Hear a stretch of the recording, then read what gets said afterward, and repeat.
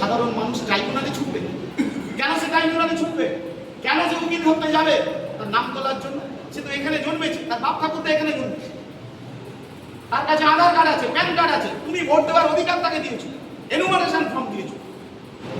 আসলে মমতা আর মোদী সরকার দুজনে মিলে চক্রান্ত করে এই নির্বাচনে বৈতরণী করাতে চাইছে। এটা আমাদের সকল গরিবকে বোঝাতে হবে।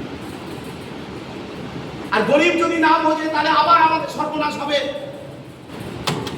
তাই সকল গরিবকে ঐক্যবদ্ধ করা এই নির্বাচনে আমাদের কাজ। আজকে গোটা রাজ্য জুড়ে তৃণমূলের মধ্যে হাওয়া উঠেছে যে তৃণমূল দল আর থাকবে না। কোথায় যাবে? কোথায় যাবে সব? ফিরহাদ হাকিম ক্যান্ডিডেট মন্ত্রী তৃণমূলের, তার জামাই কোথাকার ক্যান্ডিডেট হয়েছে? বিজেপির ক্যান্ডিডেট। তৃণমূলের 294টা এমএলএ ক্যান্ডিডেট হয়েছে, 44টা আরএসএস এর লোক। আরএসএস লোক দিয়েছে, ক্যান্ডিডেট করেছে।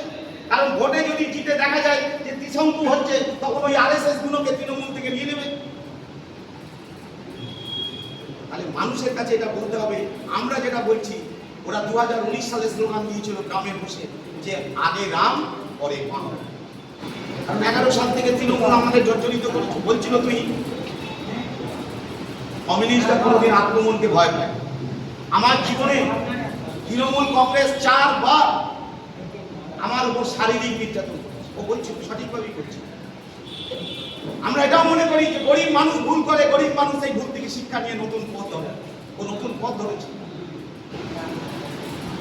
আমাকে 14 সালে যখন দেওটি স্টেশনে আমরা মিটিং করছি, আমার উপর চরম আমি বোধহয় মৃতপ্রায় হয়ে গেছি।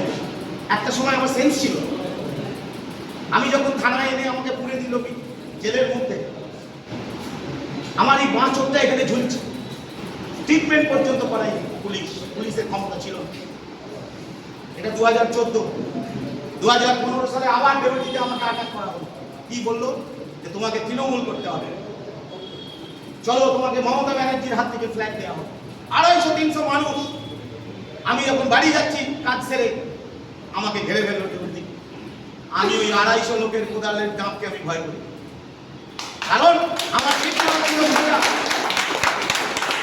আমরা মতাদর্শে বলিয়ান।